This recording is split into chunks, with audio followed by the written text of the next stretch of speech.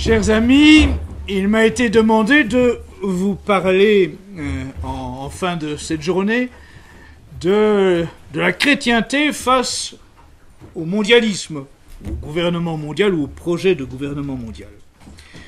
Je vais donc essayer de vous brosser un état de la situation, dans les grandes lignes bien sûr, vu le temps qui m'est imparti, et de voir comment les catholiques que nous sommes peuvent envisager d'y apporter une réponse. Mais il est important que pour réagir au projet mondialiste, nous en identifions bien toute la portée, l'ampleur, tous les aspects qui le suscitent, qui en sont le moteur.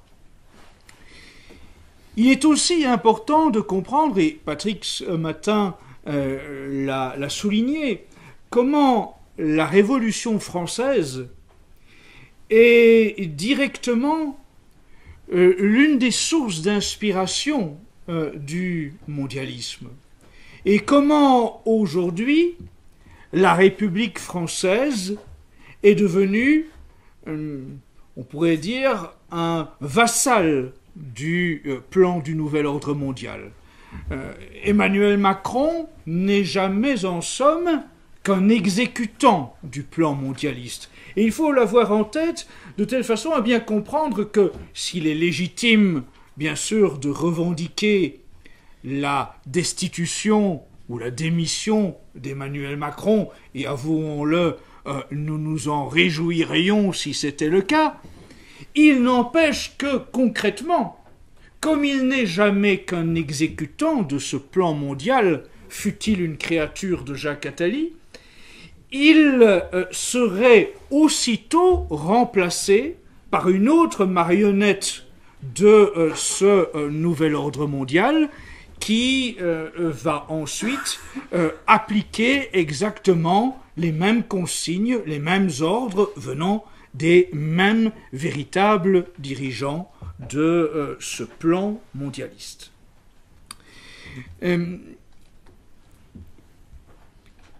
Pour donner quelques exemples pratiques des liens permanents entre le plan du nouvel ordre mondial et l'application par la République maçonnique, disons-le, voyons deux faits qui sont tout récents en France. Premièrement, c'est l'inscription de l'avortement dans la Constitution française. Songez à quel point cet élément-là, il est révélateur en profondeur de la situation. Car la Constitution, c'est le socle d'un pays. C'est le socle de la législation d'un pays. C'est ce qui va caractériser comment les gouvernants vont conduire le pays. Or, à partir du moment où l'État français choisit d'inscrire dans sa constitution, et pas simplement dans la loi, l'avortement, il en fait donc un élément du socle du fonctionnement de la République française. Ce faisant, la République française ne prend pas une simple initiative qui lui est propre. En réalité, elle applique une directive du nouvel ordre mondial. Et lorsque le même Emmanuel Macron prépare maintenant l'introduction de l'euthanasie dans la législation française, il en va de même. En soi, il ne faut pas le voir comme une simple initiative propre à la France ou à la République française. Il faut le voir comme l'application par la République française du plan du nouvel ordre mondial. Et comprendre qu'en réalité, l'essentiel des directives aujourd'hui, l'essentiel des décisions qui se prennent aujourd'hui, elles ne se prennent pas à l'Élysée, elles ne se prennent pas à Matignon. Elles se prennent au Forum économique mondial de Davos. Au Forum économique mondial de Davos, vous avez, comme membre de cette institution, de cet organisme, les 10 000 entreprises les plus importantes de la planète. C'est à travers ces 10 000 multinationales que se décide aujourd'hui la façon dont l'Occident est gouverné. Et au-delà, bien sûr, de l'Occident, puisque lorsqu'il y a la réunion du Forum économique mondial de Davos, vous y voyez arriver aussi bien des dirigeants africains que des dirigeants asiatiques, et bien sûr l'ensemble des dirigeants du monde occidental. Mais comprenez bien qu'en réalité, c'est bien là que se dessinent toutes les décisions qui vont être prises ensuite dans les États. Bien sûr, nous connaissons tous toute une série d'officines mondialistes qui jouent depuis des décennies un rôle important. Le Bilderberg, la Trilatérale, le Council on Foreign Relations, le Club Le Siècle en France, etc.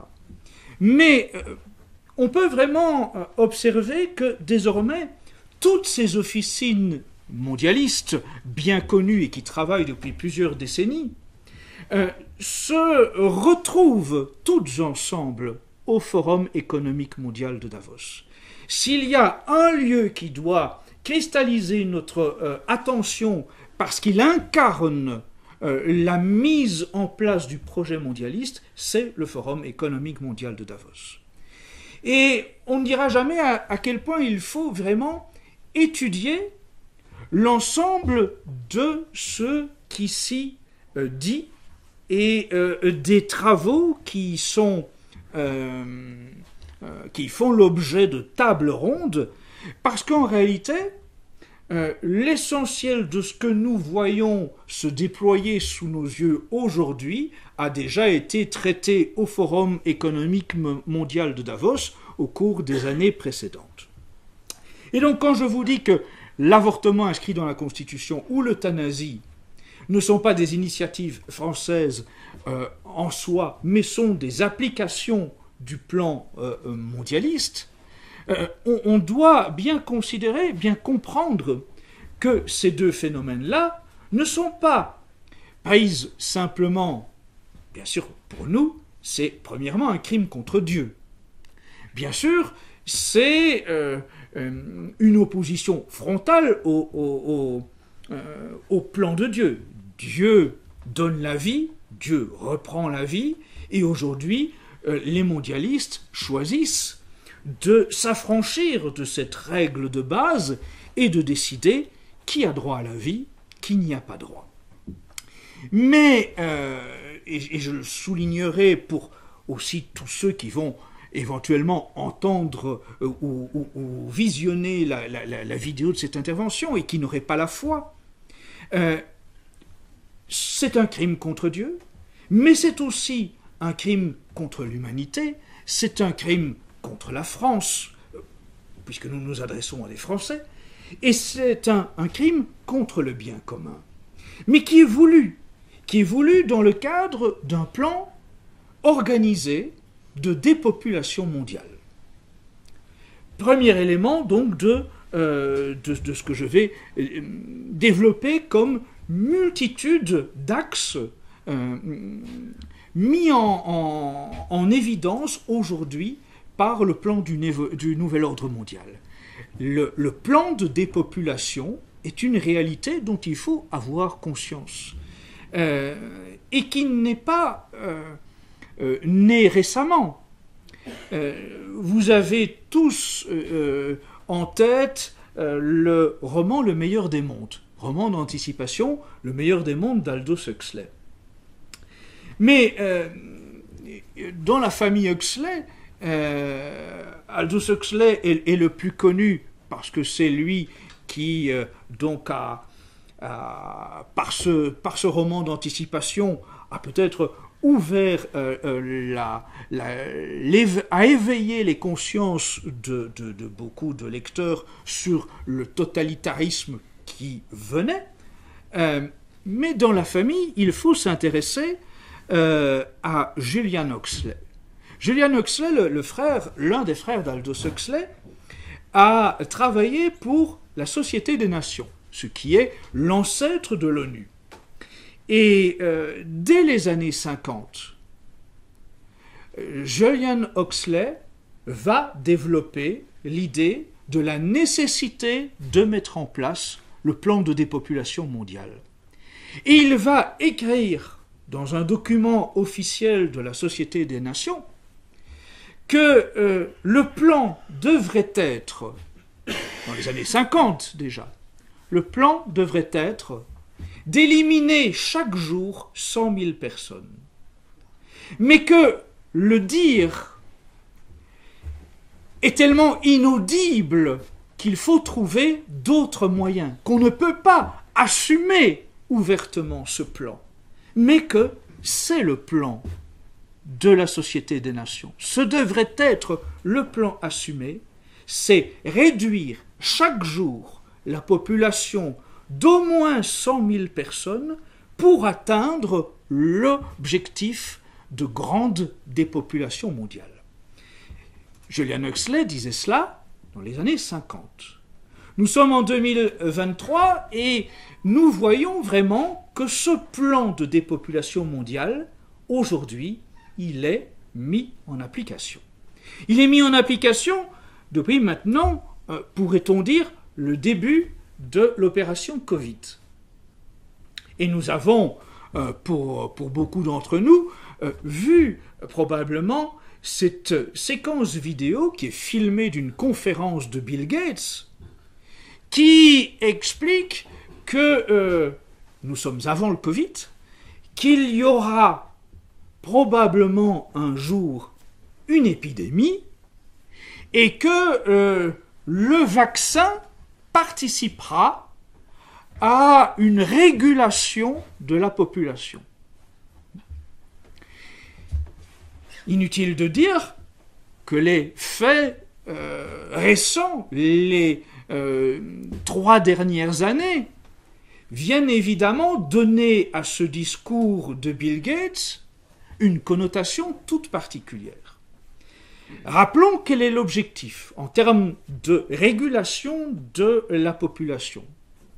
Pour les tenants du nouvel ordre mondial, l'objectif, c'est de réduire la population mondiale à 1 milliard d'individus. Ça veut dire éradiquer pas mal de gens sur la planète, hein, pour redescendre à 1 milliard d'individus. Comprenez cela, c'est que tout ce qui se met en place aujourd'hui entre dans un vaste processus de réorganisation complète de la population. Et que donc, ils se donnent du temps, mais ils font converger toute une série de décisions qui toutes viennent renforcer cet objectif de dépopulation mondiale et de mise en place d'un gouvernement mondial. Parce que quand vous observez l'actualité récente qui suit celle du Covid, vous passez d'une peur à une autre, d'une situation anxiogène à une autre. Vous passez de 3 ans de covidisme à ensuite une autre stratégie de la peur qui est la peur de la guerre. Puis de cette peur de la guerre, vous passez à la peur des conséquences de cette guerre qui sont les pénuries. Les pénuries qui peuvent être alimentaires, les pénuries qui peuvent être énergétiques. Qu'ont entraîné ces annonces de pénurie alimentaire et de pénurie énergétique? C'est bien sûr la hausse des prix, l'inflation que nous connaissons tous. Cette inflation, elle conduit à quoi? À un appauvrissement général de la population. De nouveau, c'est un des objectifs de ce nouvel ordre mondial. Il faut appauvrir de façon générale la population. Cet appauvrissement, d'une façon ou d'une autre, favorisera le plan de dépopulation mondiale. Plus les gens seront pauvres, moins ils pourront bien se nourrir, moins ils pourront bien se soigner. Donc plus nous allons faciliter par l'appauvrissement de la population également l'objectif d'une dépopulation progressive. Songez aussi que la réorganisation du nouvel ordre mondial sexuel, elle aussi, favorise le plan de dépopulation mondiale. Lorsque vous observez que désormais, l'objectif évident, c'est de remplacer le modèle de la famille catholique traditionnelle par l'émergence du modèle LGBT et du modèle transgenre. Par définition, des modèles stériles.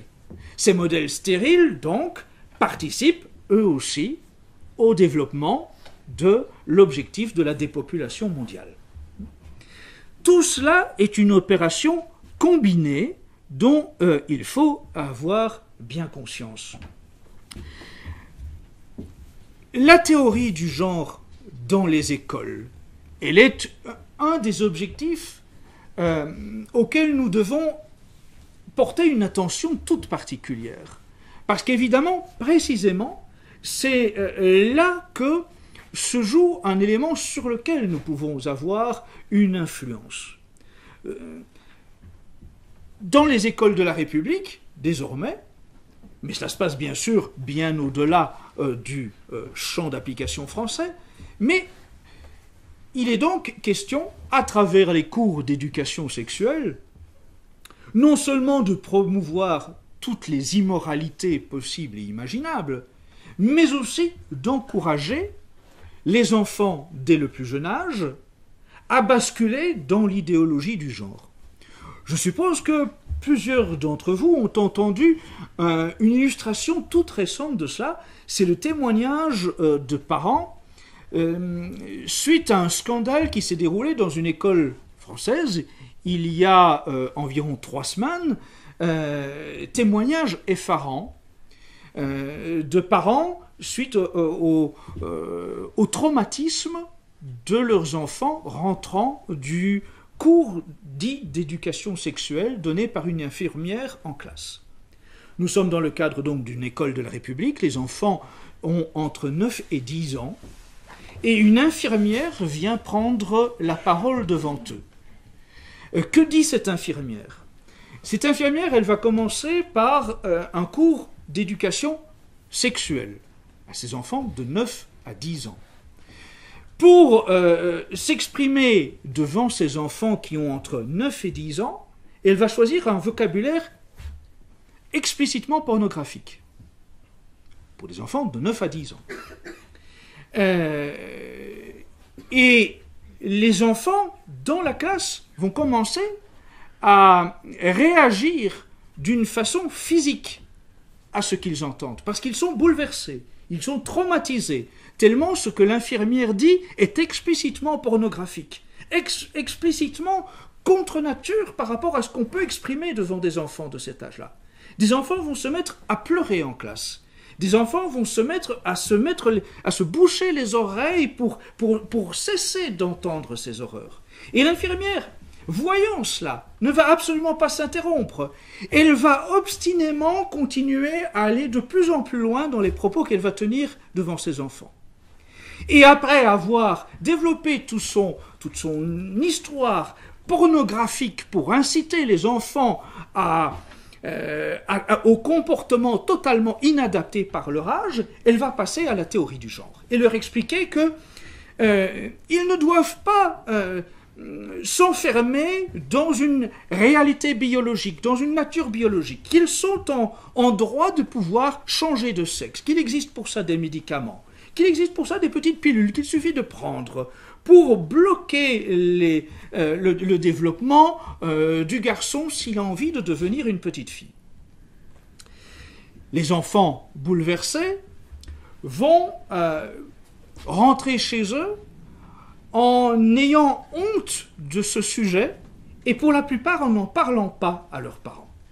Mais un enfant va en parler à ses parents et va raconter avec ses mots tout ce que l'infirmière a déclaré en classe.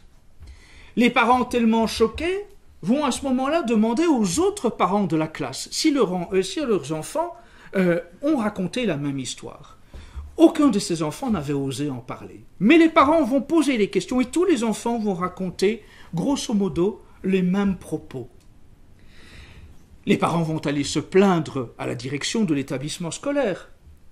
La direction de l'établissement scolaire va simplement demander à l'institutrice de reprendre la parole devant les enfants pour faire le point avec les enfants sur ce qui a été dit par l'infirmière. Cette infirmière, pensez-vous qu'elle va présenter des excuses aux parents ou aux enfants? Non, bien entendu. Elle va appuyer les propos de l'infirmière. Elle va demander aux enfants ce qui les a choqués et elle va appuyer, insister encore sur des explications de ce que l'infirmière avait donné comme propos pornographiques. Et lorsque un des enfants dit que ce qui l'a choqué, c'est cette idée que l'on peut changer de sexe, cette institutrice aura simplement cette réponse complètement ahurissante qui est de dire « Mais rassure-toi, mon garçon, ce ne sera pas obligatoire. » Il ne manquerait que ça. Il ne manquerait plus que ça. Mais comprenez, cela se passe en 2023 dans une école française. Qu'est-ce que cela signifie, tout cela? Ça signifie bien que cela entre dans ce processus qui consiste à reprendre les enfants en main contre l'avis de leurs parents. La plupart des parents de France ne mettent pas leurs enfants dans les écoles hors contrat. Et donc, beaucoup d'enfants sont livrés à cette République. Et je rappellerai simplement, on a cité tout à l'heure le nom de Vincent Peillon, mais justement, comprenez ce lien entre la République et le plan mondialiste. Vincent Peillon est un franc-maçon qui a été ministre de l'Éducation nationale, qui n'a jamais caché quels étaient ses objectifs. Il a explicitement déclaré que la République avait pour devoir de continuer le travail de la Révolution française, et on sait ce que ça signifie. Mais Vincent Peillon, je vais relire devant vous 2 citations de Vincent Peillon, extraites de son livre « Une religion pour la République ». Toute l'opération, dit Vincent Peillon, consiste bien, avec la foi laïque, à changer la nature même de la religion, de Dieu, du Christ, et à terrasser définitivement l'Église. Vincent Peillon ajoute « La laïcité française, son ancrage premier dans l'école est l'effet d'un mouvement entamé en 1789, celui de la recherche permanente, incessante, obstinée, de la religion qui pourra réaliser la révolution comme promesse politique, morale, sociale, spirituelle. Il faut pour cela une religion universelle, ce sera la laïcité. Il lui faut aussi son temple ou son église, ce sera l'école. Enfin, il lui faut son nouveau clergé, ce seront les hussards noirs de la République, donc les enseignants. Les enseignants qui font donc cette basse besogne, ce travail de reprise en main des enfants pour leur inculquer toutes les pires perversions, toutes les pires inversions promues par le nouvel ordre mondial et soutenues par le Forum économique mondial de Davos.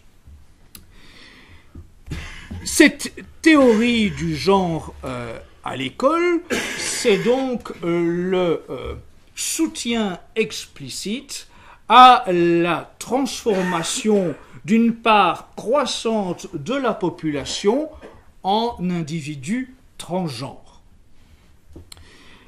Là encore, songez bien que les individus transgenres, cette nouvelle mode des individus transgenres, cela entre précisément dans le plan du nouvel ordre mondial et cela rejoint le plan du transhumanisme. Vous me direz, que viennent faire tous ces sujets mis ensemble? Je vais vous citer pour cela, pour vous faire comprendre que tout cela est bel et bien lié, les propos d'une théoricienne de l'idéologie du genre. Parce qu'il faut bien comprendre que l'idéologie du genre, elle n'est pas née d'un seul coup d'une espèce de remise en cause du réel et de la nature biologique. Non, elle est bel et bien le fruit d'une théorisation extrêmement pensée, méthodiquement pensée, dont les grands théoriciens ont développé des thèses d'abord aux États-Unis, puis ensuite ont été soutenus par d'autres théoriciens, en France notamment. Parmi les différentes personnes qui ont été à la source de la théorisation de cette idéologie du genre, vous en avez l'une qui s'appelle Béatrice Preciado. Béatrice Preciado est l'auteur d'un livre qui s'appelle « Le manifeste contrasexuel ». Et que dit-elle? Que l'histoire de l'humanité gagnerait à être rebaptisée « Histoire des technologies ». Le sexe et le genre étant des appareils pris dans un système technologique complexe. C'est l'histoire des technologies montre que la nature humaine n'est qu'un effet des négociations permanentes des frontières entre humain et animal, corps et machine. Tout cela nous renvoie justement directement de la théorie du genre au transhumanisme. En réalité, de nouveau, il faut bien comprendre que ceux qui aujourd'hui sont ce qu'on pourrait appeler les maîtres du monde, ceux qui travaillent en permanence au Forum économique mondial de Davos à redéfinir l'organisation de la société mondiale, eux ont bel et bien établi les liens entre chaque élément qui peuvent, pour la population, apparaître sans rapport les uns avec les autres. Pour nous, pour l'homme de la rue, en tout cas, il y a une multitude de sujets qui apparaissent, qui bien sûr étonnent, inquiètent, mais la plupart des gens ne vont absolument pas dresser un lien entre chacun de ces éléments. Et si nous le faisons, et bien sûr, il va sans dire qu'avec cette vidéo, ce sera encore accentué, on nous traitera de complotistes. On dira, mais voyons, quelle obsession avez-vous de l'existence du nouvel ordre mondial? Mais pourtant, toutes ces choses sont vérifiables en soi, et c'est aussi le révélateur de l'état de la situation au niveau planétaire, c'est que les maîtres du monde, les mondialistes, ne sont plus à l'image de ce qu'était la franc-maçonnerie du XIXe siècle ou du XVIIIe siècle. Autrefois, on parlait, à juste titre, des forces occultes en parlant de la franc-maçonnerie. Forces occultes parce que les décisions et les travaux de la franc-maçonnerie se prenaient en loge à l'abri des regards. Elles étaient des sociétés secrètes dont la population ne pouvait pas prendre connaissance, sauf par quelques fuites assez rares. Le reste n'était jamais que des avis, des analyses, ou bien, à certains moments, on tirait à profit le fait qu'à la suite du décès d'un franc-maçon, on parvenait à mettre la main sur des documents ou des ouvrages d'un franc-maçon, ou bien à une certaine époque, tout simplement parce que les loges ont été fermées et qu'on a saisi tout ce qui était à l'intérieur de ces loges. Mais aujourd'hui, voyez la différence, c'est que les maîtres du monde, le Forum économique mondial de Davos et ses acteurs ne se cachent plus. Tous les travaux du Forum économique mondial de Davos, vous pouvez les suivre en direct. Tout est filmé, quasiment l'intégralité des travaux, des tables rondes, des conférences du Forum économique mondial de Davos, vous pouvez les retrouver sur le site Internet du Forum économique mondial de Davos. Vous pouvez suivre en direct, comme je l'ai fait pendant plusieurs jours, un certain nombre d'heures chaque jour, tout ce qui s'y passait. Vous pouvez voir défiler la galerie de photos de tous les arrivants les puissants de la planète, arrivant heure par heure et entrant, saluer et faire des courbettes devant le gourou Klaus Schwab. Et vous pouvez suivre tout ce qui s'y dit. Et lorsque vous observez tout ce qui s'y dit, vous comprenez bien que rien de ce qui apparaît sous nos yeux aujourd'hui n'est le fruit du hasard, et que tout a été travaillé depuis longtemps.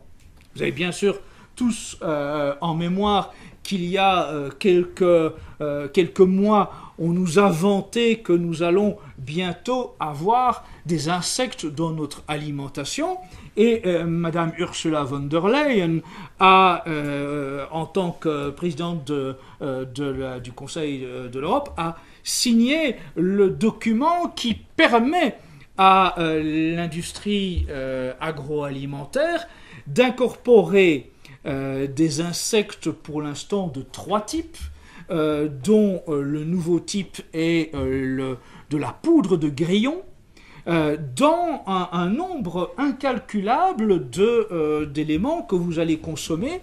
Cela va de la pizza à la bière, en passant par le pain, les pâtes, etc., etc. Songez que si Ursula von der Leyen vient de signer le droit pour l'industrie agroalimentaire de mettre de la poudre de grillon dans une grande part de vos produits alimentaires, il y a 11 autres types d'insectes qui attendent sur la liste des validations. Et que, en réalité, vous n'aviez probablement pas connaissance qu'il y avait déjà 2 autres insectes qui avaient reçu leur validation depuis l'an 2000 pour être introduits dans votre alimentation. Que donc, vous avez certainement déjà, dans ce que vous achetez en hypermarché, avalé sans le savoir des vers ou autres petites bestioles tout à fait sympathiques.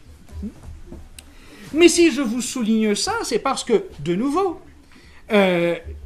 si l'on se demande comment cette décision d'Ursula von der Leyen a bien pu être prise, il suffit ensuite d'aller vérifier un petit peu les travaux du Forum économique mondial de Davos pour comprendre que le Forum économique mondial de Davos avait donné ses consignes sur le sujet depuis bien longtemps. Or, de nouveau, j'en reviens au plan de dépopulation mondiale. C'est que on vous vante le fait que consommer des insectes, c'est bon pour la nature, c'est bon pour combattre le réchauffement climatique. Pensez aujourd'hui, la vache est un problème pour le réchauffement climatique. La vache, dans son existence, contribue à la pollution. Elle atteint la couche d'ozone. Donc il faut réduire le nombre de vaches et il faut réduire votre consommation de viande. Et donc, pour y contribuer, il faut vous trouver d'autres protéines qui ne seront plus celles d'animaux de type bœuf, vache, cochon. Il faut donc consommer des insectes. Mais cette explication dite écologique, pour vous encourager à avaler des insectes, elle peut être perçue d'une autre façon. C'est que les insectes, les médecins qui s'y sont intéressés, vous diront qu'ils ont des effets secondaires. Comme on vous a évidemment maintenant avoué que le vaccin, le dit vaccin contre le Covid, il a des effets secondaires, qui peuvent même être mortels, et dont on minimise l'ampleur du nombre de gens qui en ont décédé. Eh bien, de la même façon, la consommation d'insectes validés par Ursula von der Leyen à la demande du Forum économique mondial de Davos, elle est potentiellement à la source de toute une série de problèmes, de maladies qui vont naître et qui vont donc inévitablement contribuer au plan de dépopulation mondiale. On m'objectera qu'il y a des pays dans lesquels on mange des insectes depuis bien longtemps. On pense à l'Afrique, on pense à l'Asie, évidemment. Mais je dirais que observez bien que, ces populations ne mangent pas tous les insectes, et deux, que ces populations ont justement des âges moyens de décès qui ne sont pas les mêmes que ceux des Occidentaux. Donc, comprenez bien, encore une fois, rien n'est le fruit du hasard dans le plan du nouvel ordre mondial. Je veux souligner aussi un élément auquel vous devez être particulièrement attentif, c'est le développement de l'intelligence artificielle et de son corollaire, de sa conclusion naturelle, qui est le transhumanisme. Depuis quelques jours, depuis quelques semaines, on a abondamment parlé dans les médias de ChatGPT. Et les plus jeunes d'entre vous auront certainement pris connaissance de cela, voire auront été vérifier les avantages de ChatGPT. Alors bien sûr, de prime abord, comme toujours, toutes les mauvaises choses sont avancées, sont proposées sous l'apparence d'un bien. Et donc en l'occurrence, ChatGPT, cette intelligence artificielle, qui est mise à disposition depuis quelques semaines de chacun d'entre nous, peut apparaître comme un assistant bien pratique et en partie gratuit, en tout cas dans certaines de ces versions, il est accessible gratuitement.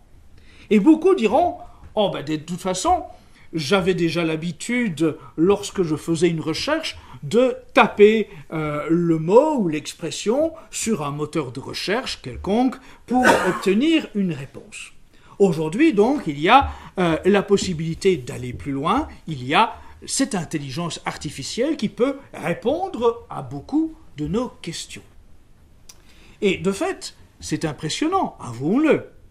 Si vous demandez à ChatGPT de composer une symphonie à la façon de Beethoven sur le sujet que vous avez en tête, eh bien, dans la minute, voire dans les 30 secondes, ChatGPT va vous proposer une symphonie à la façon de Beethoven. Si vous demandez à ChatGPT de vous rédiger un mémoire de 30 pages sur la philosophie quantique, en y mélangeant des réflexions sur le courant artistique impressionniste, eh bien, ChatGPT va le réaliser en quelques instants. Alors, beaucoup, évidemment, vont trouver ça fort sympathique. Mais la conséquence de cela, quelle est-elle? La première conséquence de cela, c'est le désastre sur l'intelligence humaine. Parce que, évidemment, mettre cela à portée de l'ensemble de la population, quand on connaît la faiblesse humaine, c'est évidemment favoriser dans une ampleur sans précédent la fainéantise humaine. Et vous allez connaître une jeune génération qui va véritablement perdre sa capacité de réflexion, de travail, d'intelligence.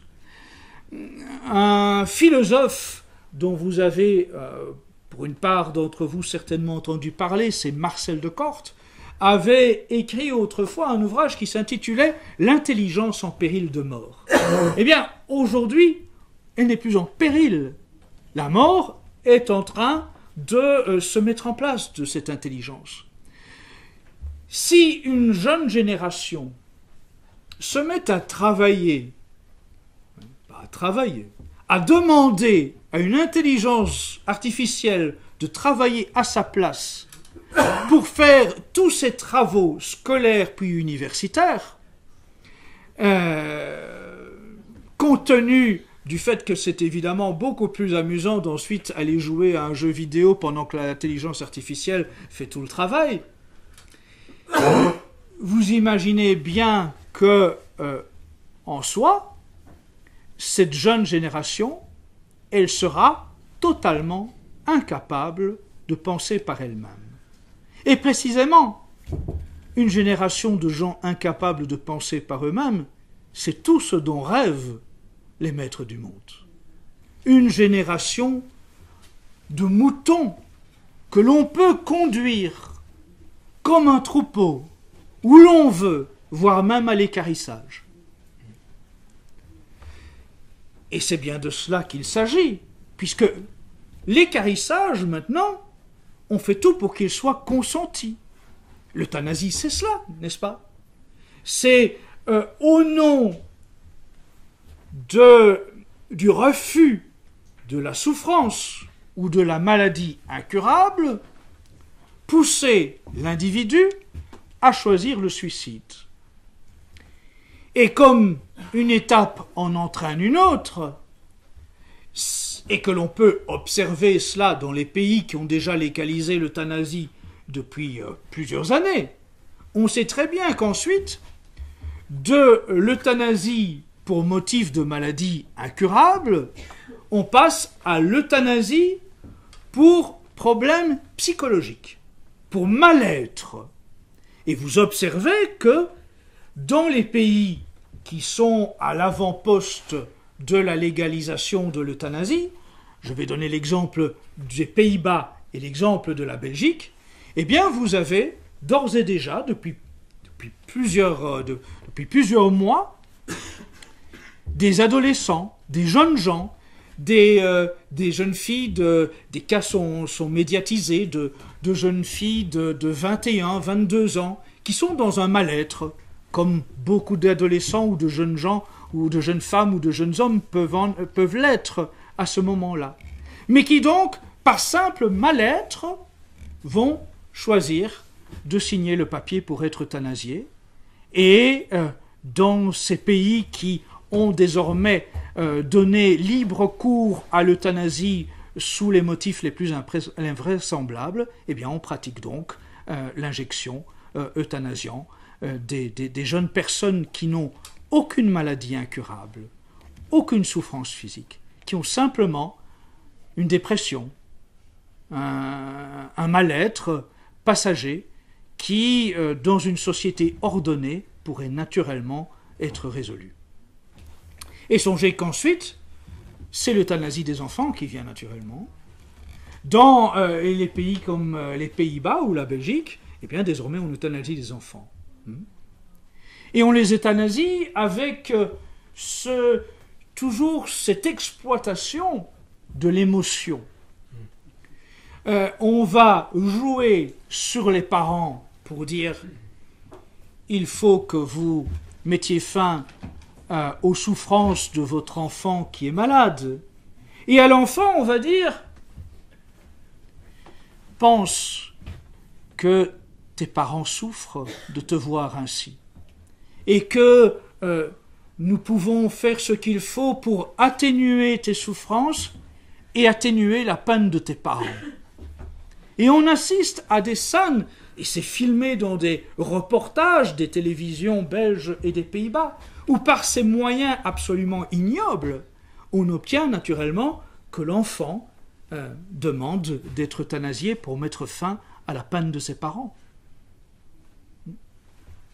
Cette société profondément mortifère, elle est vraiment imaginée dans un ensemble d'un plan mondialiste, d'un ensemble qui veut cette dépopulation mondiale, qui veut cet abrutissement général, qui veut qu'il y ait une population à la fois drastiquement réduite et parfaitement prise en main, parfaitement manipulable pour être au service d'une caste de privilégiés.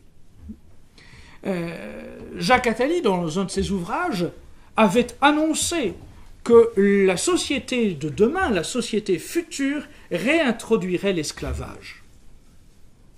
Et nous allons y venir. Leur vision de la planète, c'est qu'il y a une caste supérieure, composée d'oligarques, qui ont tous les droits, qui ont accès à toutes les richesses. Et puis il y a vous, il y a nous, qui sommes la sous-catégorie pour ces gens-là. Une part d'entre nous doit être éliminée parce qu'elle n'est ni suffisamment productrice ni suffisamment consommatrice. Une autre part doit être conservée et constituer le milliard de la population maintenue en vie pour tout simplement faire fonctionner suffisamment la planète pour continuer à voir prospérer cette caste des oligarques mondialistes. L'intelligence artificielle, elle y participe là encore. Comprenez que l'intelligence artificielle, elle n'est jamais que le tremplin vers le transhumanisme. Vous habituez à faire appel à une intelligence artificielle, un robot, pour l'ensemble de vos réflexions, de vos questions, de vos interrogations, c'est vous habituer à ce que le robot soit votre compagnon. Autrefois, vous aviez des maîtres, vous aviez des amis, vous aviez des aînés, vous alliez demander conseil à des gens qui étaient vos référents. Aujourd'hui, vous vous adresserez à un robot. Vous n'aurez plus besoin de contact humain, vous n'aurez plus d'autres référents que ce robot qui est vanté comme la synthèse de l'intelligence humaine. À partir du moment où vous vous habituez au robot de cette façon-là, quoi de plus naturel que d'envisager que vous acceptiez aussi d'être un homme augmenté. Et là encore, comprenez bien que ce sera toujours promu initialement sous l'apparence d'un bien. Et l'exemple, évidemment, est frappant. L'exemple qui introduit l'acceptation du transhumanisme, c'est le soldat qui revient de la guerre en étant invalide. Lorsque l'armée américaine a été envoyée dans les conflits en Syrie, en Irak, au Mali, pour l'armée française aussi, les armées occidentales sont ces dernières années impliquées dans des conflits dont les soldats reviennent avec, pour beaucoup d'entre eux, de lourds handicaps, des amputations. Un soldat qui revient avec une jambe, un bras, voire les deux en moins, évidemment, c'est la consternation pour sa famille et c'est la consternation pour le soldat lui-même. Dans ce cas-là, si un directeur de clinique s'adresse à lui et à sa famille en expliquant que, contrairement aux prothèses du passé, qui bien sûr permettent déjà de retrouver une forme d'autonomie, il y avait la possibilité d'être doté de prothèses intelligentes directement liées à l'implantation d'une puce dans le cerveau de l'individu, de façon à permettre que lorsque l'individu pense à mouvoir un de ses membres comme il l'aurait fait naturellement, eh bien cela implique que la prothèse fasse exactement ce qu'il aurait fait avec un membre naturel. Bien entendu, si vous proposez cela à un individu, comprenez que la tentation est énorme c'est l'impression de redevenir un être humain qui retrouve l'entièreté de ses facultés. Comprenez aussi qu'il est tout naturel, d'un point de vue humain, que les parents du soldat ou l'épouse du soldat à qui l'on propose ça applaudissent des deux mains et se réjouissent de pouvoir retrouver un mari qui a toute son autonomie, ou un fils qui a toute son autonomie, qui peut marcher, qui peut faire avec sa prothèse tout ce que fait un être humain naturel. D'autant plus que la prothèse, aujourd'hui, on peut lui donner une apparence extérieure complètement humaine, on peut lui donner une apparence de peau, on peut lui donner vraiment une consistance qui trompe le regard. Alors donc, sous l'apparence d'un bien, nous avons déjà aujourd'hui des hommes augmentés. Des soldats américains sont déjà aujourd'hui des hommes augmentés en revenant d'opération. Et puisque sous l'apparence d'un bien, on pourra avoir des hommes augmentés vous dire à quel point ça a changé leur vie alors qu'ils étaient désespérés. Bien, ce sera facile de dire au commun des mortels que pour demain, le transhumanisme, c'est la porte ouverte à des modifications de vos corps et de vos intelligences de façon à être extrêmement plus intelligent, extrêmement plus agile que vous ne l'êtes naturellement. Certains d'entre vous ont peut-être entendu le débat auquel j'étais invité sur Radio Courtoisie il y a quelques semaines sur précisément l'intelligence artificielle et le transhumanisme. Et j'avais en face de moi un jeune écrivain qui avait cette particularité, et je le souligne parce que c'est ô combien révélateur des faux amis qui peuvent exister dans ce qu'on nous présente comme le camp de la droite ou le camp national.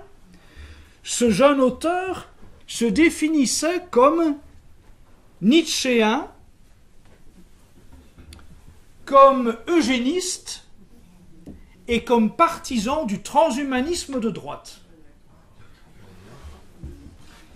Eh bien, ce courant dont je ne soupçonnais pas l'existence, comprenez à quel point il témoigne des faux amis qui peuvent exister dans ce qu'on appelle le camp de la droite ou le camp de l'extrême droite ou le camp nationaliste. Parce qu'il n'est évidemment pas un cas isolé.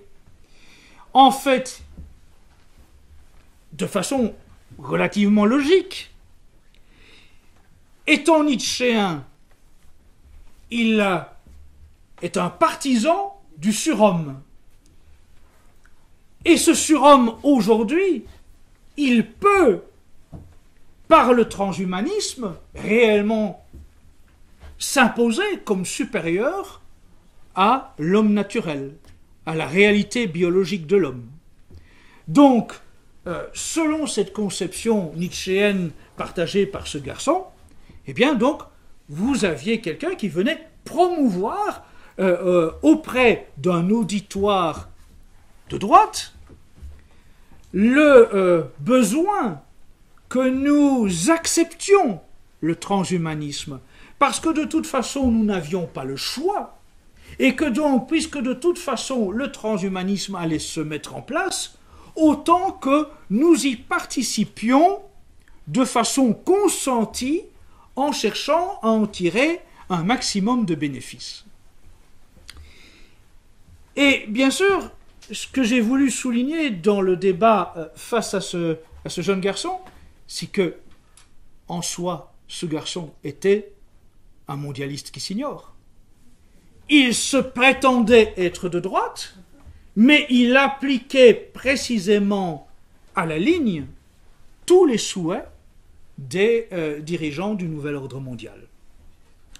Et donc, méfiez-vous des faux amis qui viennent installer le virus au sein même de notre mouvance au sens large, de la famille nationale au sens large. Mais mesurons bien tout ce que ce transhumanisme a d'implications. Comme la théorie du genre, le transhumanisme est théorisé depuis un certain nombre d'années.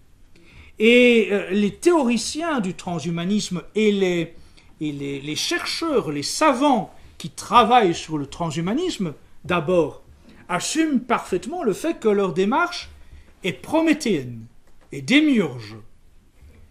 Pour eux, il s'agit de se substituer à Dieu. Pour eux, il s'agit de démontrer que l'homme peut désormais avoir plus de pouvoir que Dieu.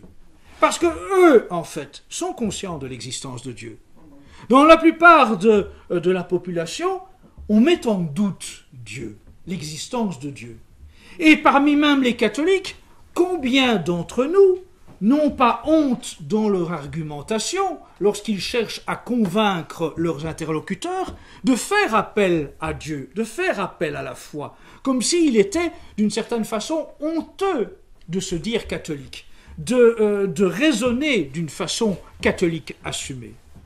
Et je donne l'exemple de la Manif pour tous, entre autres, où on a tout fait pour encourager les catholiques à cacher le fait qu'ils étaient catholiques. Eh bien, à l'inverse, nos adversaires, dans leur raisonnement prométhéen, dans leur raisonnement démiurge, démontrent que eux, ils sont convaincus de l'existence de Dieu, mais qu'ils veulent justement démontrer qu'ils peuvent surpasser Dieu.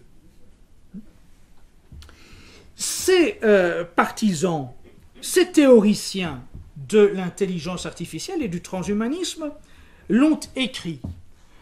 L'avenir, selon eux, selon leur conception du monde, c'est que les parents qui n'accepteront pas que leur enfant soit augmenté, soit pucé dans le cerveau et augmenté d'éventuelles prothèses, porteront la responsabilité que leurs enfants soient ce qu'ils appellent les chimpanzés de demain, les esclaves de demain. Parce que, en restant des êtres humains naturels, ils seront la sous-catégorie de demain par rapport à la société des gens transhumanisés qui auront la porte ouverte à tous les métiers, les écoles, les universités, etc. Voyez à quel point ce plan mondialiste, il s'oppose frontalement, bien sûr, à notre foi catholique, mais il s'oppose frontalement au bien commun, à la loi naturelle. Il nie l'être humain. Il nie la création, mais il nie l'être humain. Et toujours sous des prétextes parfaitement avilissants, il veut nous forcer à consentir, à être les complices de ce plan démoniaque. Mon interlocuteur avait des réponses qui étaient à l'image de ceux qui font la promotion du transhumanisme. Un rapport tout récent de grandes entreprises d'ailleurs s'est un peu affolé en considérant que la mise en place imminente du transhumanisme compte tenu de l'envolée de l'intelligence artificielle à travers ChatGPT, la mise en place imminente du transhumanisme allait avoir sous peu de temps comme conséquence la disparition de 300 millions d'emplois sur la planète. 300 millions de personnes vont se retrouver très rapidement sur le carreau. Vous pouvez très facilement imaginer, demain, les magasins, en tout cas tous les supermarchés, seront donc automatisés, robotisés. Fini les caissières. Fini les magasiniers. tout sera mis en place d'une façon robotisée. Mais cela va bien au-delà. Demain, il est probable que petit à petit, les enseignants disparaissent. Parce que, puisqu'on vous a déjà habitué à travers 2 ans de covidisme à ce que les enfants puissent suivre des cours devant un écran, à distance, mais pourquoi dans ce cas-là ne pas effectivement maintenir ou revenir à cette option de cours par écran interposé, mais pourquoi conserver un enseignant quand ChatGPT peut faire bien mieux qu'un enseignant, bien plus rapidement qu'un enseignant. Dans un autre domaine, les journalistes. Pourquoi conserver des journalistes quand il suffit à ChatGPT de lui demander à ChatGPT de rédiger un article sur l'économie, la philosophie, l'histoire, ou que sais-je encore, et qu'il vous le fait en moins d'1 minute.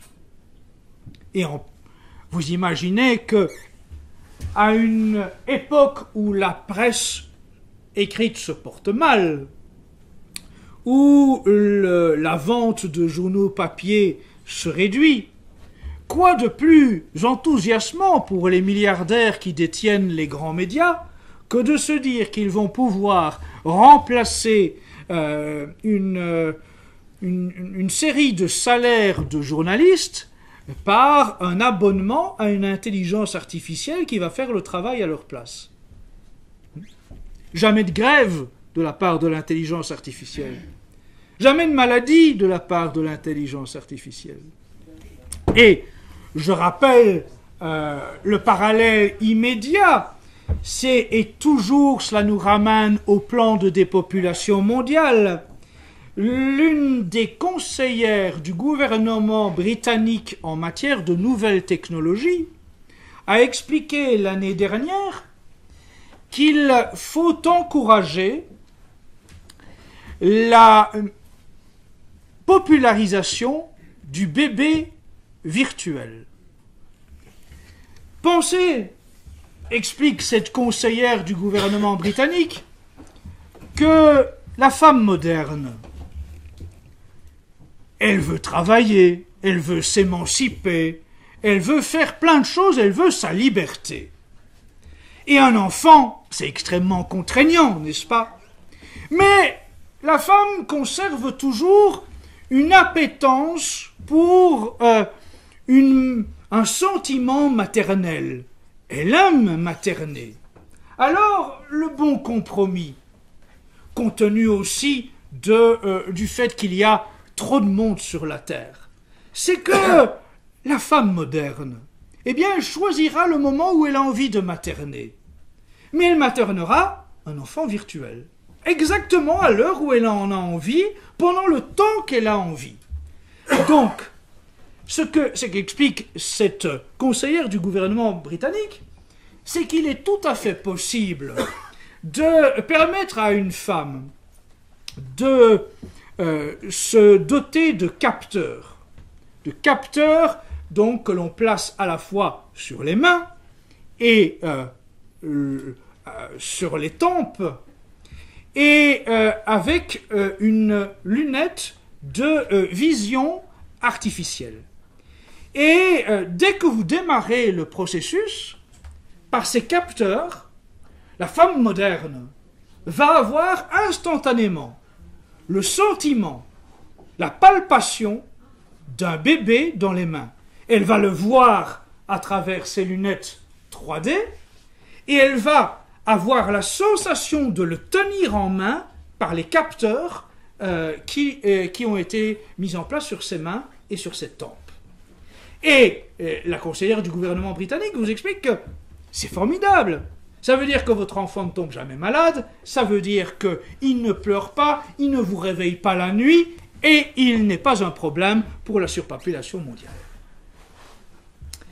Est-ce que c'est suffisamment choquant pour qu'on dise que cette femme doit être immédiatement virée en tant que conseillère du gouvernement britannique et que cette idée est une ineptie à ranger définitivement au placard? Non, bien entendu. Non, elle reste naturellement en place après avoir dit ça. Il y a une petite polémique qui dure 2 semaines et on continue les recherches pour aboutir à ce projet. De la même façon que vous avez des chercheurs qui travaillent sur l'utérus artificiel parce que leur idée, c'est qu'il faut distinguer la sexualité de la procréation. La sexualité est ludique dans leur esprit, et on peut même dire que demain elle sera sous autorisation, un peu à la façon du meilleur des mondes, pour ceux qui ont droit aux points nécessaires pour avoir des dérivatifs ludiques, tandis que la procréation dans leur esprit doit être artificielle. La PMA, la GPA sont déjà la préparation psychologique à ce que la population accepte l'idée que la procréation doit être artificielle. Elle peut l'être, donc elle deviendra ultérieurement, elle doit l'être. Et donc l'utérus artificiel, c'est l'idée d'une forme de couveuse robotisée qui gérera à la place de la femme ce qui se passait naturellement dans le ventre d'une femme. Est-ce une utopie qui, là encore, n'a aucune chance d'aboutir et dont on ne doit pas s'inquiéter?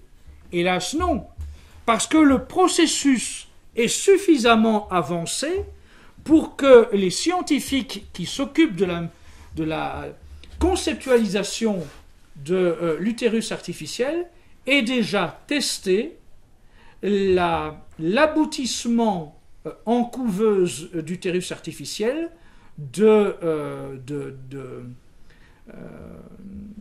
fœtus de moutons et de fœtus de chèvre.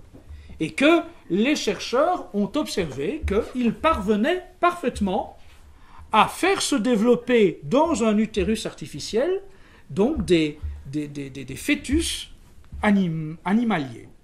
S'ils y parviennent d'ores et déjà au niveau de l'animal, bien, il y a évidemment beaucoup de probabilités qu'ils puissent passer à l'expérimentation au niveau humain, et lorsque ce sera réalisé, et évidemment, on aura toute une promotion de cette alternative à la procréation naturelle. Est-ce que vous pensez que la population va s'en effrayer? Une partie, sans doute, mais la plupart vont être tellement travaillés par une mise en scène médiatique avec toute une série de pseudo-sommités intellectuelles qui vont légitimer tout cela, qu'il est très probable qu'hélas, on observe assez rapidement un nombre considérable de femmes y consentir.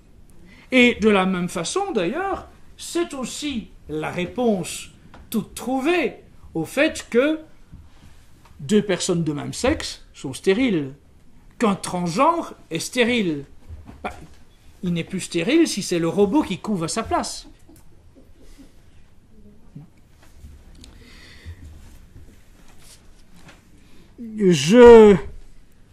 Je passe maintenant à un autre élément lié au transhumanisme et dont j'ai eu l'occasion de parler récemment dans une émission qui a connu un certain succès, c'est la parabiose hétérochronique. Vous savez, les gens qui aujourd'hui sont les milliardaires qui financent le transhumanisme ont une obsession. C'est la vie éternelle, ou tout au moins la vie poursuivie le plus longtemps possible. Ils sont la caste supérieure, la caste qui doit diriger le monde et qui, par ses moyens financiers, doit pouvoir obtenir d'une façon ou d'une autre la prolongation de la vie. Donc, il y a naturellement la référence au transhumanisme. Ils se feront augmenter en fonction des circonstances. S'ils vieillissent, s'ils ont une hanche qu'il faut remplacer, il y aura une prothèse, évidemment, qui sera reliée à l'Internet pour avoir, avec la puce dans le cerveau, l'autonomie de fonctionnement, etc., etc. Mais la parabiose hétérochronique, c'est une autre idée. C'est que le sang jeune peut être un élixir de jouvence. Que le sang jeune, c'est en l'occurrence le sang d'un individu qui a moins de 25 ans. Que plus le sang est jeune, plus il dote celui qui recevra une transfusion d'un élément d'élixir de jouvence. Jusqu'il y a peu, tout cela était une théorie qui remonte à l'Antiquité. Déjà, à l'époque de l'Antiquité gréco-romaine, certains buvaient du sang d'enfants dans l'idée que cela régénérerait leur fonctionnement physiologique. Mais des savants financés par les mêmes milliardaires qui financent le transhumanisme, et en l'occurrence, on va citer Peter Thiel, qui est le grand patron de PayPal, eh bien, Peter Thiel finance la recherche sur la parabiose hétérochronique. Et les recherches ont constitué, pour l'instant, à coudre côte à côte deux souris. Une souris jeune, une souris vieille. On transfuse le sang de l'une à l'autre. La souris vieille qui reçoit le sang de la souris jeune, très rapidement, retrouve une physiologie comme si elle retrouvait sa jeunesse. À l'inverse, la souris jeune, qui voit son sang partir vers l'autre, vieillit très rapidement. Le constat fait par ces scientifiques, c'est que si cela fonctionne de la sorte sur les souris, on peut légitimement penser que ça fonctionne aussi sur l'être humain. Donc vous avez notamment ce Peter Thiel, milliardaire, grand patron de PayPal, qui dit dans certaines interviews qu'il a soif de pouvoir consommer ce sang d'enfant pour retrouver l'élixir de jeunesse. Alors il ne dit pas sang d'enfant, bien sûr, il dit ce sang jeune. Le mot codé, c'est sang jeune. Voilà. Ce serait un peu gros de dire je veux du sang d'enfant. Donc on dit je veux du sang jeune. Mais on insiste bien sur le fait que plus le sang est jeune, plus, entre guillemets, celui auquel on prend le sang est jeune, plus les effets sont positifs. Et donc, naturellement, vous pensez bien que dans une société où une caste d'oligarques a le sentiment de toute puissance et d'impunité complète, peut tout payer et peut tout envisager, naturellement, ces gens qui sont convaincus de l'effet de cela et qui veulent connaître la vie la plus longue possible, voire la vie immortelle, et veulent démontrer qu'ils peuvent se substituer à Dieu, vont évidemment souhaiter du sang d'enfant, de jeunes enfants. On dira, mais vous fantasmez, où voulez-vous qu'ils trouvent du sang de jeunes enfants ? Je rappelle, comme je l'ai dit dans cette émission, que chaque année, par la voie de l'immigration illégale, en faisant venir, comme le fait Soros, des centaines de milliers de personnes des autres continents sur le sol européen, cela donne quelles conséquences? Bien sûr, cela participe au grand remplacement, dont nous voyons tous les effets sous nos yeux lorsque nous sommes dans une grande ville ou dans une station de métro en particulier. Mais cela génère aussi que chaque année, des milliers d'enfants disparaissent. C'est tout à fait officiel. Ce sont les chiffres fournis par l'Office européen chargé du contrôle des migrations. Chaque année, à travers l'arrivée massive de migrants illégaux, des milliers d'enfants disparaissent de la nature. Alors, on peut considérer que certains passent sous les radars pour être envoyés vers les cousins, les oncles, les tantes qui sont déjà installés de façon illégale et clandestine dans un pays. Mais on peut aussi légitimement considérer qu'une bonne partie de ces enfants vont aboutir dans des réseaux de pédocriminalité et qu'une autre partie de ces enfants vont aboutir, évidemment, dans les mains de savants fous qui veulent, contre lourde rémunération, offrir à des milliardaires fous ce qu'ils demandent. On me dira ce n'est pas démontrable, mais j'attends toujours qu'on me dise où sont passés ces milliers d'enfants qui disparaissent chaque année. Quand il en disparaîtrait 10, 100, admettons que l'on n'ait pas trouvé l'explication, quand il en disparaît chaque année sur le seul continent européen des milliers, chaque année, c'est qu'il y a bien des explications qui sont tabous.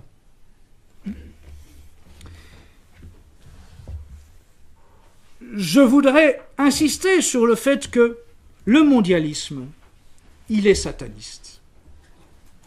C'est quelque chose qui n'est sans doute pas, à ce stade-ci, audible par une grande partie de nos contemporains, mais pourtant c'est la réalité.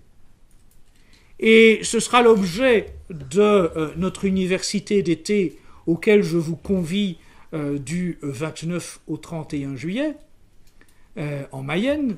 Ce sera de vous démontrer que le plan du nouvel ordre mondial, il est foncièrement sataniste. Qu'une bonne partie des décideurs mondialistes assument qu'il est sataniste. Et que, pour le combattre, il faut comprendre qu'il est sataniste.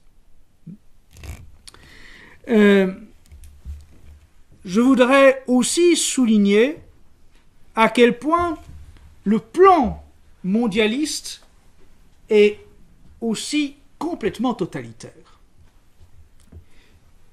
Et le totalitarisme, il faut bien en revenir à la racine du mot. Qui dit totalitarisme dit que l'objectif est qu'il s'introduise dans la totalité des moments de votre vie quotidienne, dans votre vie professionnelle comme dans votre vie privée, dans votre vie familiale, dans votre vie intime, dans tous les domaines, le mondialisme veut dicter votre comportement. Et cela se traduira, entre autres, par la mise en place de ce qu'on appelle le crédit social. Le crédit social qui est expérimenté à grande échelle en Chine, mais qui séduit considérablement Klaus Schwab et le Forum économique mondial de Davos, qui invitent régulièrement des dignitaires chinois. Ce système de crédit social, c'est un système à points. Chaque individu est doté d'un nombre de points qui lui donnent droit à une vie normale dans la société. Comme avec votre permis à points, à chaque infraction, vous perdez des points.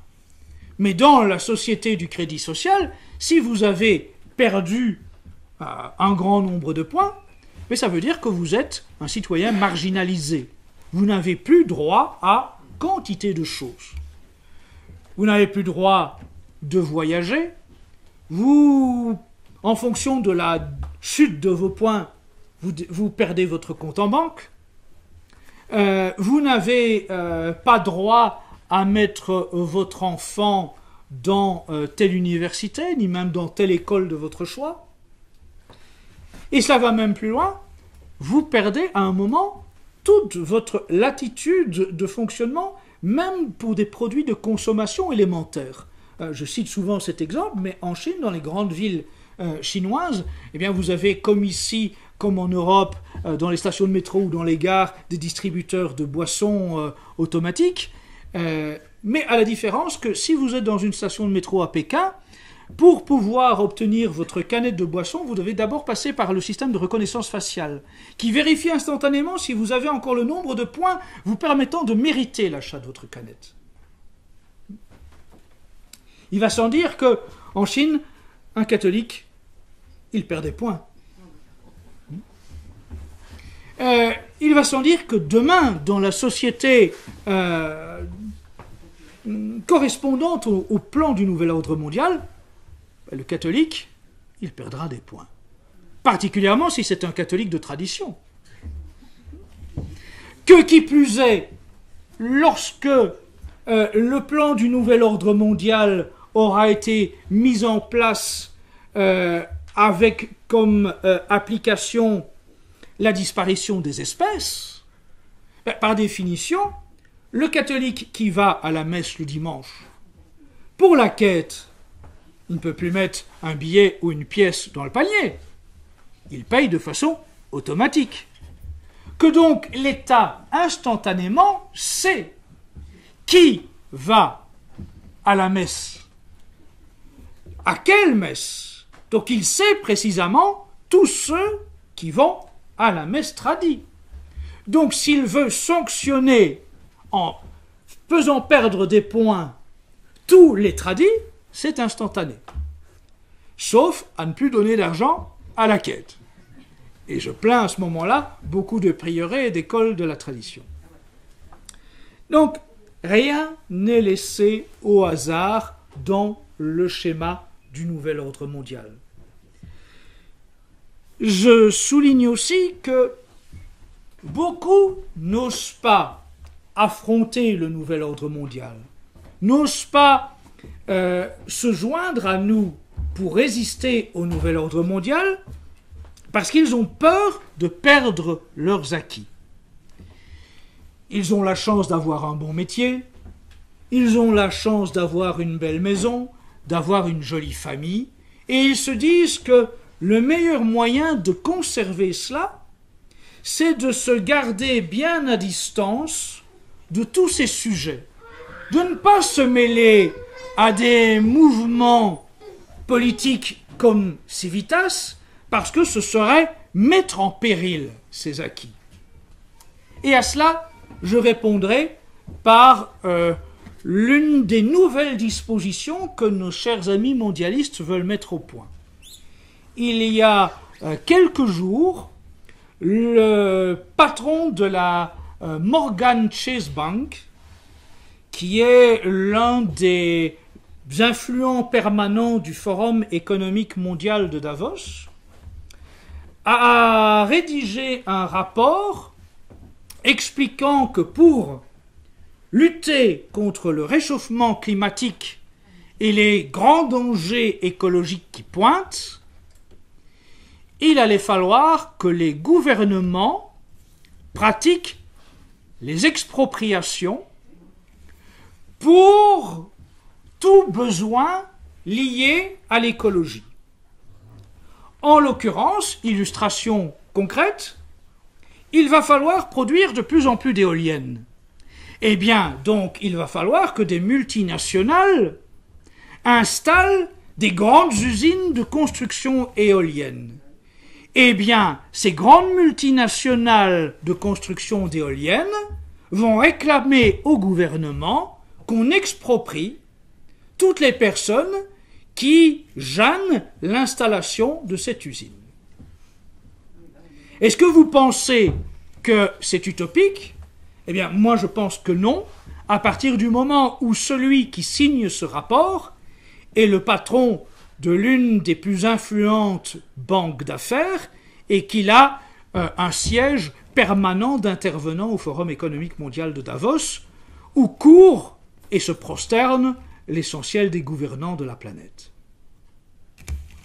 Donc comprenez bien que songer qu'il ne faut rien faire pour conserver ses acquis est une grande erreur. Que si parmi nous, nous voulons nous battre pour conserver ce que nous aimons, Dieu, notre civilisation, notre patrie, notre famille, assurer à nos descendants un avenir tout simplement humain, il est indispensable de se battre. Il n'y a pas le choix. Ne pas se battre, c'est accepter, c'est se résigner, comme si c'était un fait inexorable, la mise en place du plan du nouvel ordre mondial. C'est en ayant connaissance de cela et en continuant à ne rien faire, se rendre le complice indirect de ce qui va se passer. C'est porter une responsabilité personnelle dans ce qui va arriver à nos enfants, à nos descendants. Celui qui sait, celui qui est lucide, celui qui a connaissance des éléments, il a le devoir plus qu'un autre d'agir. Et chacun qui a une famille a le devoir d'agir pour sa famille. De la même façon que même celui qui n'a pas de famille a le devoir d'agir pour le bien commun. Nul n'est un individu isolé qui n'a aucun devoir vis-à-vis de la société. Je veux aussi dire que agir, ce n'est pas agir n'importe comment. Oh, bien sûr, il se trouvera des mouvements qui voudront vous dire qu'il est inutile d'agir de façon catholique ou que ce serait contre-productif. Et je ne doute pas qu'il se trouvera des guerriers pour vous dire que la meilleure façon d'agir contre le nouvel ordre mondial, c'est de faire usage, par exemple, d'une bonne violence et d'attendre ce grand soir ou de contribuer à ce grand soir. Et je ne doute pas que ça fasse plaisir, évidemment, de pouvoir fusiller quelques grands milliardaires cosmopolites. Je comprends la satisfaction que ça pourrait procurer. Mais néanmoins, comprenez bien que le vrai guerrier qui peut obtenir une victoire, il est à l'image des croisés, à l'image de Sainte Jeanne d'Arc. Il est à l'image de ceux qui ont compris qu'il n'y a pas de victoire sans Dieu.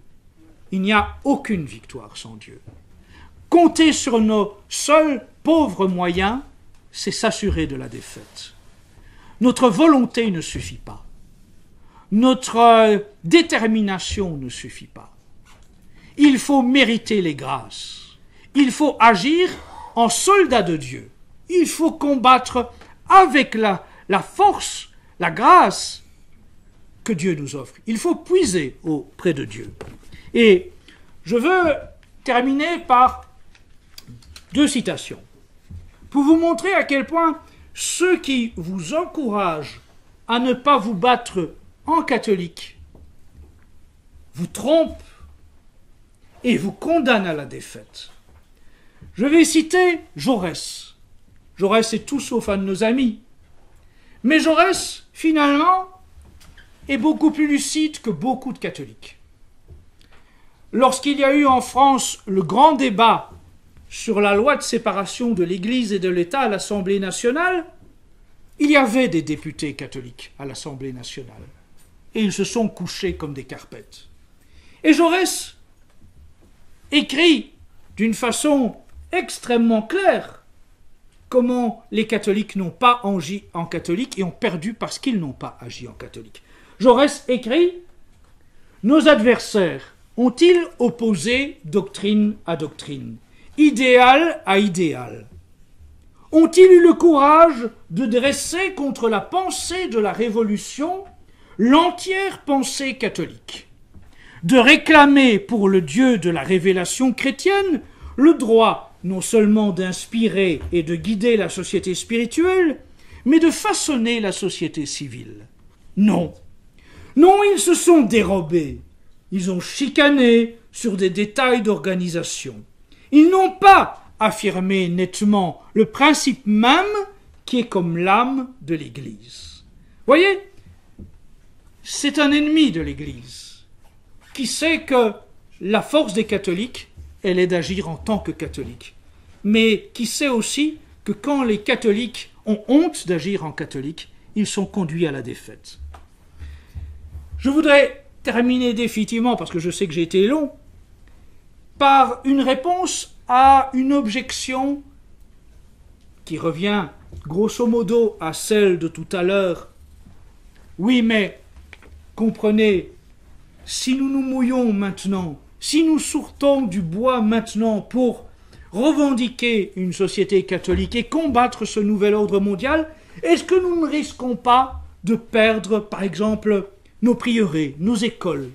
Et l'on entend cela, y compris de la part de membres du clergé qui nous disent « surtout profil bas, surtout n'allez pas participer aux réunions de Civitas parce que on ne sait pas à quoi ça va mener comme danger pour nos acquis. » Et je vous ai donné une réponse par rapport à nos acquis tout à l'heure en vous parlant du plan d'expropriation. Mais je veux maintenant conclure par un argument d'autorité. Là, je vous ai donné un élément factuel.